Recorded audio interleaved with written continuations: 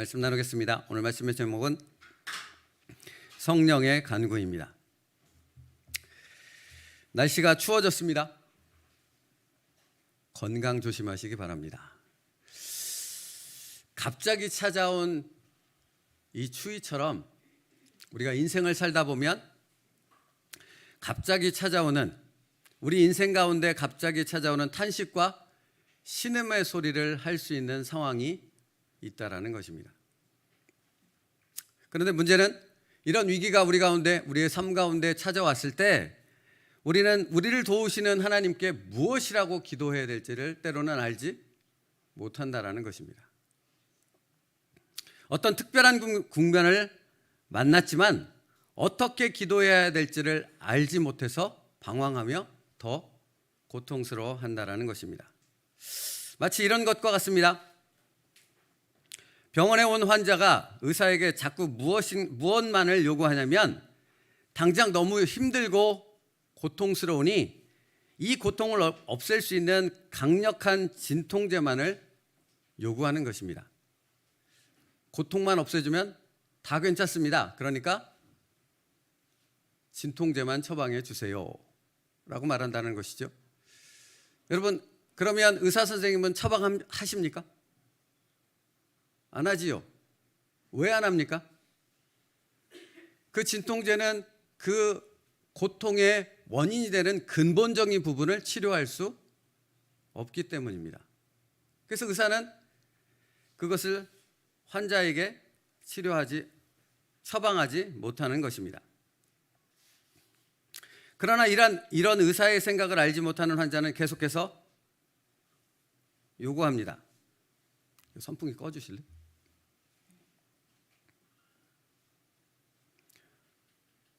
이런 의사의 생각을, 의사의 마음을 알지 못하는 계속해서 자신의 요구만을 주장하지만 그 요구는 들어지지 않는다는 것이죠. 오늘 본문 말씀에 우리는 마땅히 기도할 바를 알지 못하나 하는 것이 바로 그와 같은 의미를 담고 있습니다.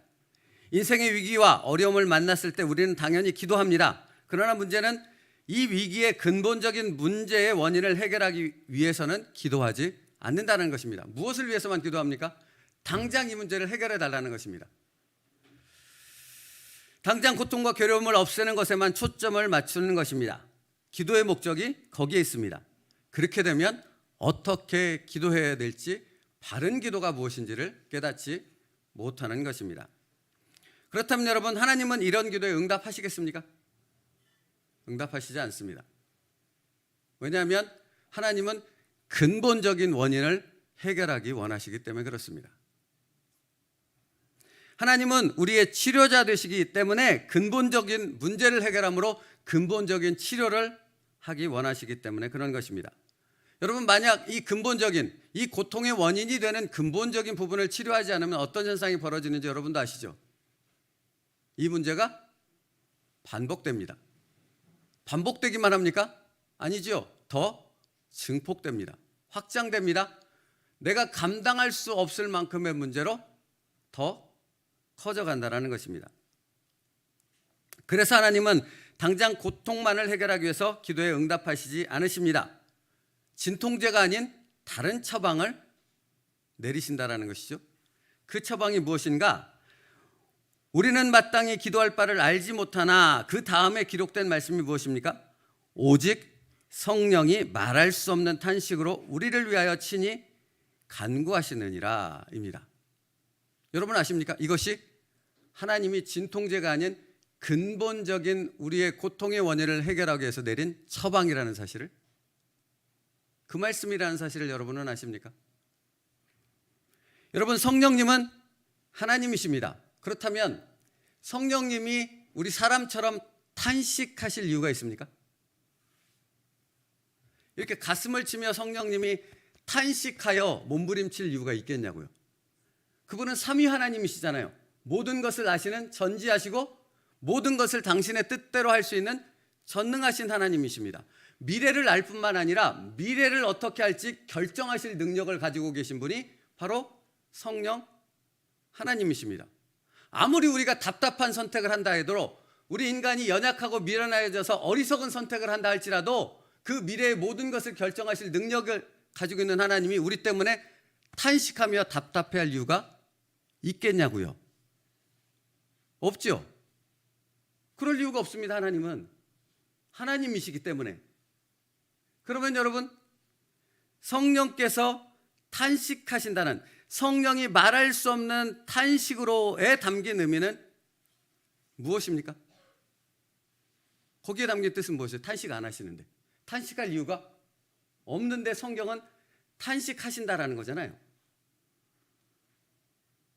여러분, 이 부분이 굉장히 중요한 것입니다.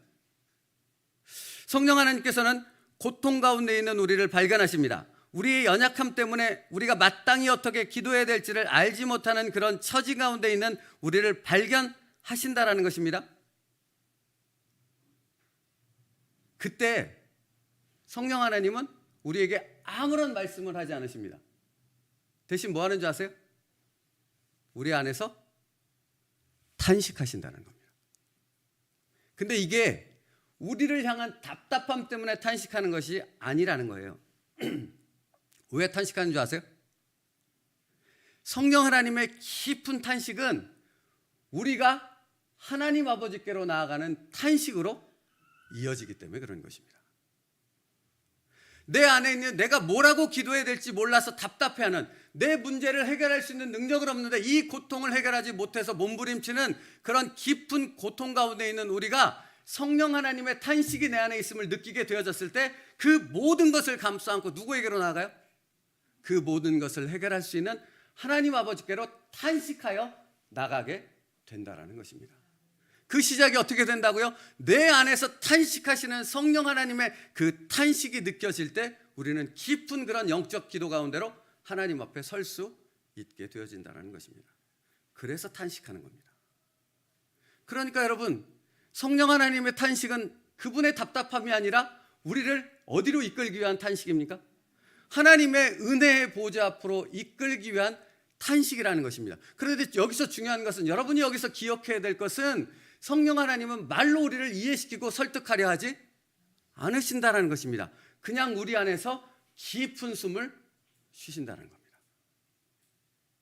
그런데 그것이 우리 안에서 자원하여져서 하나님 앞에 나아가는 탄식과 회개와 하나님께 모든 것을 의지하는 기도로 연결된다는 것이죠.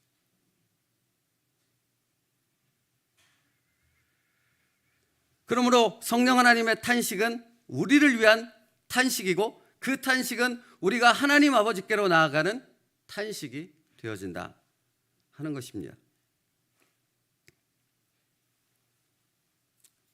모든 상황과 함께 우리 자신을 하나님께 온전히 맡겨드릴 수 있도록 인도하신다는 거예요. 그러니까 여러분, 기도도 우리가 종종 착각하는데요, 기도도 우리의 의지와 노력으로 되어지는 것입니까? 아니라고요. 우리가 성화의 삶을 살아갑니다. 그렇죠? 구원받은 사람은 구원받고 끝나지 않죠. 칭의로 끝나지 않죠. 성화의 삶을 살아갑니다. 여러분은 저와 저처럼 같이 성화의 삶을 살아가고 있는 것 아닙니까? 근데 그 성화의 삶이 내 의지와 노력으로 됩니까? 아니요. 거기에 십자가가 없으면 아무런 성화가 이루어지지 않는다라는 것입니다. 십자가를 의지할 때 성화가 이루어질 수 있는 거거든요. 기도도 마찬가지라고요. 탄식하는 성령의 기도가 내 안에서 느껴질 때 깊은 탄식의 영적 기도가 하나님 앞에 드려질 수 있게 되어지는 것입니다.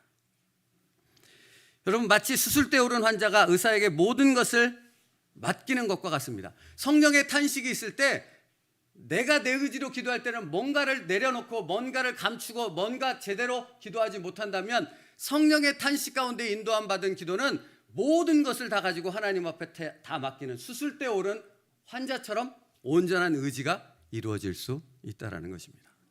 그래서 탄식하시는 거라고요. 사실 여러분, 신앙생활을 하다 보면 이런 경험들을 하게 되지 않습니까? 그렇지 않습니까? 내가 어떻게 해결할 수 없는 문제를 만납니다. 그런 일이 큰 문제만 그런 것이 아니라 내 안에 내 심적인 부분을 건드리는 어떤 부분도 내가 어찌할 수 없는 부분이라는 것을 깨달을 때가 있지요. 그때 내 안에서 성령님이 탄식하는 그 기도, 그 무언가 성령님께서 나를 만지시는 그 부분이 있으면 그걸 온전히 하나님 앞에 맡기게 되어지는 그 은혜의 놀라운 풍성함을 우리는 누리게 되어진다라는 것입니다. 우리 안에 성령님의 탄식은 바로 이런 놀라운 역사를 이루게 하는 것입니다. 그럼 마치 탕자가 그런 것과 같아요. 탕자가 재산 다 썼죠. 친구도 다 떨어졌죠. 먹을 것도 없죠. 그래서 아무것도 먹지 못하는 고통 가운데 있을 때 탕자의 마음 가운데 어떤 생각이 떠올랐어요? 내 아버지 집에 가면 이 생각이 떠올랐잖아요. 누가 주신 생각일까요? 그 안에 성령님께서 탄식함을 통해 그로 하여금 아버지 집에 가면 이라는 그 은혜에 그곳을 바라볼 수 있도록 이끄신 거잖아요. 그래서 그 마음을 주었을 때 탕자는 어떻게 했습니까? 벼룩도 낯짝이 있는 거 아닙니까? 갈 수 없는 거지만 그 벼룩도 낯짝이 있다는 생각 자체를 내려놓고 아버지를 향해 첫걸음을 내딛어 아버지의 집으로 다가가는 그 놀라운 순종으로 이어질 수 있지 않았습니까? 그때 탕자는 무엇을 경험합니까? 자신을 날마다 기다리시는 동구 밖에서 자신이 오기만을 기다리시는 그 아버지의 엄청난 사랑을 그는 깨닫게 되어지지 않습니까? 마치 성령님의 탄식의 기도가 우리를 하나님 아버지 늘 죄 가운데서 자신의 고통 가운데서 그 문제를 해결하지 못해 몸부림치는 우리를 날마다 기다리시며 그것을 감싸 안아주기 위해 기다리시는 성부 하나님을 만나게 되어지는 그 놀라운 은혜로 우리를 이끌어 가신다라는 것입니다. 그게 성령의 탄식이에요. 그러므로 여러분 우리가 삶을 살아가면서 어떤 문제를 만났을 때 그때는 무엇을 의미하는 것입니까? 내 안에 탄식하여 기도하시는 그 성령님을 만날 때라는 것을 우리에게 알려주고 있는 것입니다. 그러므로 여러분 안에 계신 그 성령님의 탄식 소리에 귀를 기울일 수 있는 축복의 사람 될 수 있기를 바랍니다. 이것을 증거하는 성경 구절이 하나 있습니다. 갈라디아서 4장 6절 말씀인데요. 우리 같이 읽겠습니다. 시작. 너희가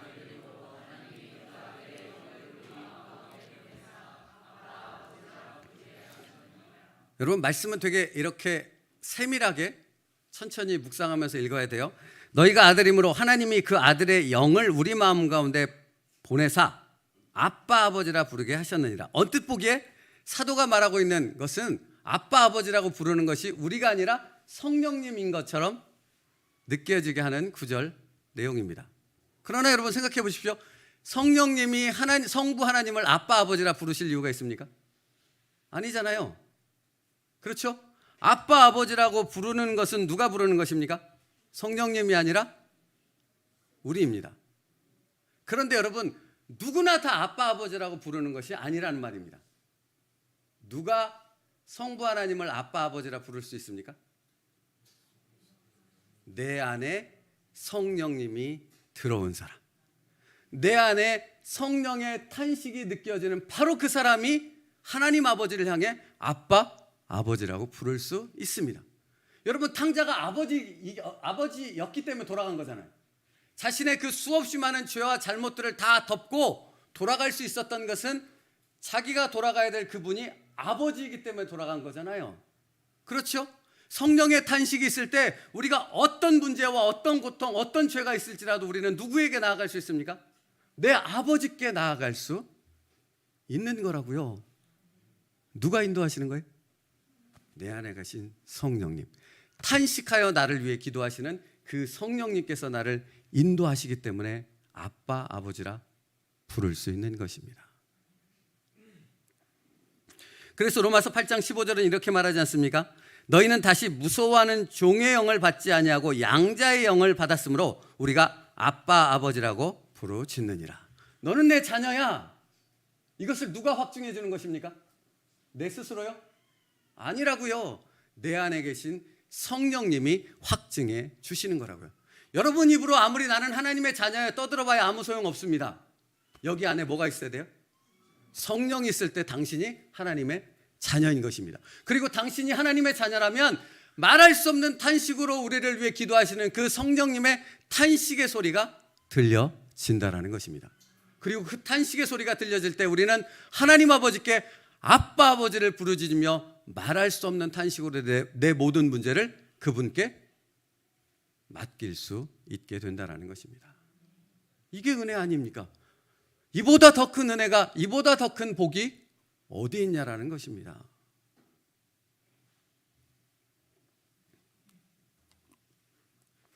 그러므로 성령님이 우리 가운데 임재하시는 이유는 바로 이렇게 탄식의 기도를 통해 우리로 하여금 하나님 앞에 깊은 영적 탄식의 기도로 이끌기 위함이라는 것입니다. 단순히 여러분에게 삼손에게 주었던 슈퍼파워를 주기 위한 것이 아니고요. 그보다 더 큰 은혜, 날마다 하늘 보좌 앞에 나아가 성부 하나님께 내 모든 것을 맡겨드릴 수 있는 그 깊은 영적 기도로 우리를 이끌기 위해 성령님은 우리 안에 계신다라는 것입니다. 그렇다면 여러분, 묻고 싶은 게 있어요. 이와 같이 성령도 우리의 연약함을 도우시나니 우리는 마땅히 기도할 바를 알지 못하나 오직 성령이 말할 수 없는 탄식으로 우리를 위하여 친히 간구하시느니라.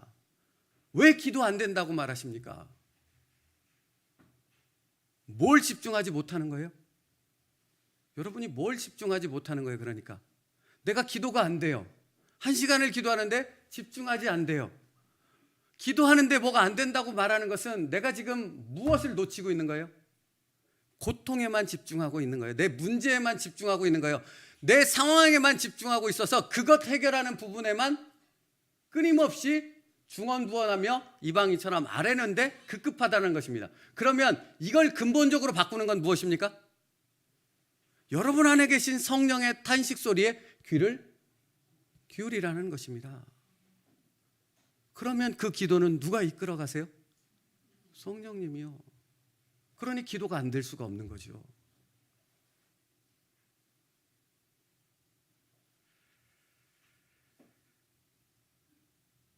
여러분,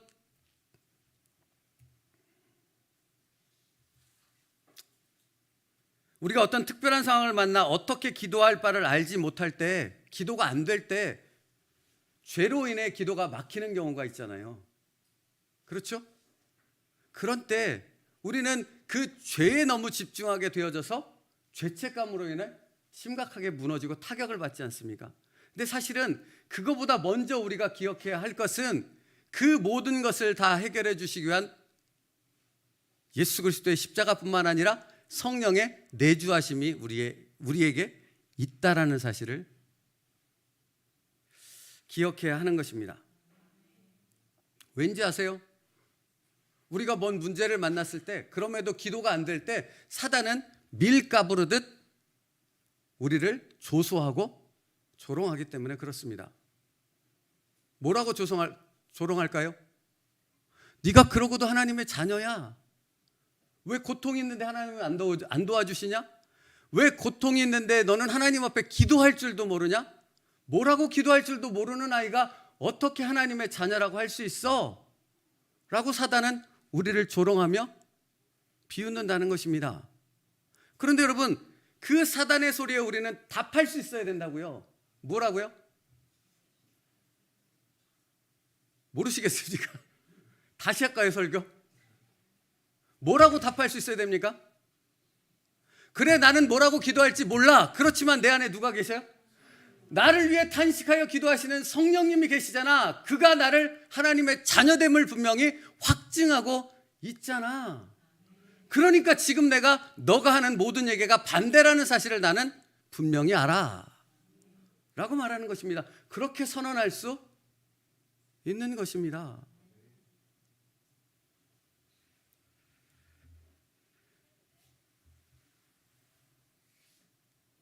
사단의 주장과 성경의 말씀은 전혀 반대라는 것입니다. 말할 수 없는 탄식으로 우리를 위해 기도하시는 성령님이 계시기 때문에 그 성령님을 통해 우리는 우리의 자녀됨을 확인하는 것입니다. 그럼 무엇이 두렵겠습니까? 그러므로 여러분, 기도할 때 늘 말씀드리지만 가서 기도할 때 두 손을 두고 막 엄청난 소리로 크게 외쳐야만 기도가 됩니까? 그걸 하나님이 받으십니까?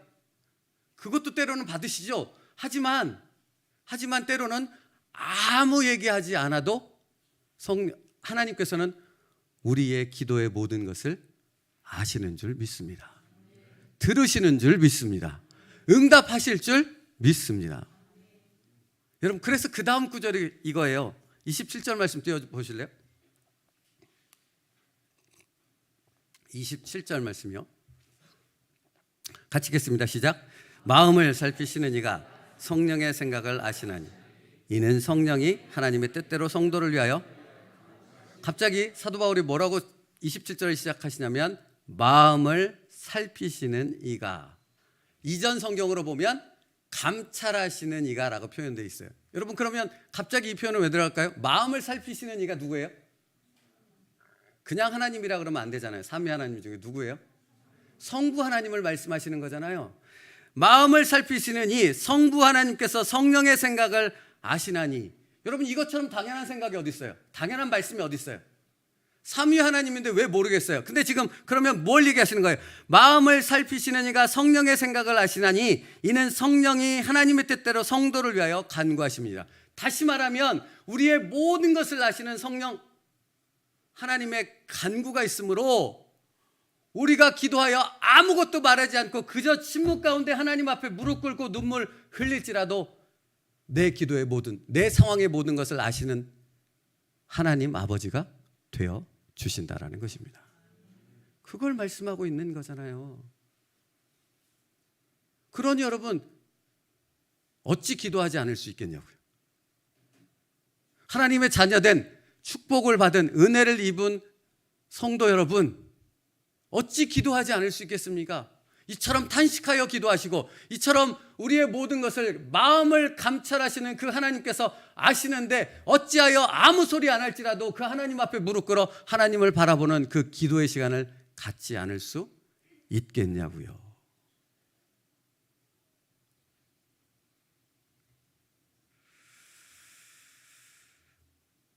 사랑하는 성도 여러분, 하나님은 아십니다. 우리의 신음과 우리의 탄식을 하나님은 정확하게 아십니다. 그분은 마음을 살피시는, 감찰하시는 하나님이시기 때문에 그렇습니다. 그러므로 여러분의 삶 가운데 모든 삶의 그 모든 내용들을 하나님 앞에 다 올려드릴 수 있는 믿음의 기도가 있기를 축복합니다.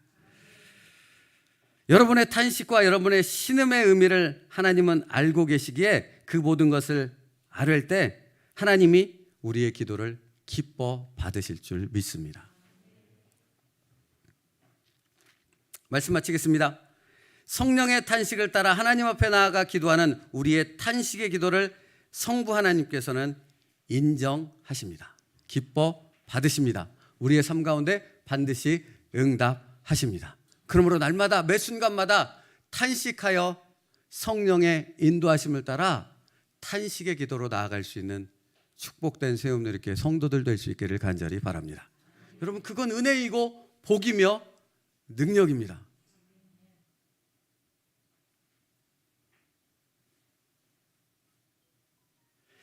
성령님의 탄식을 따라 기도하는 당신이 그 은혜 가운데로 깊이 들어가게 되어졌을 때 바울처럼 놀라우신 하나님의 영광을 찬양하는 하나님의 사람 되어질 줄로 믿습니다.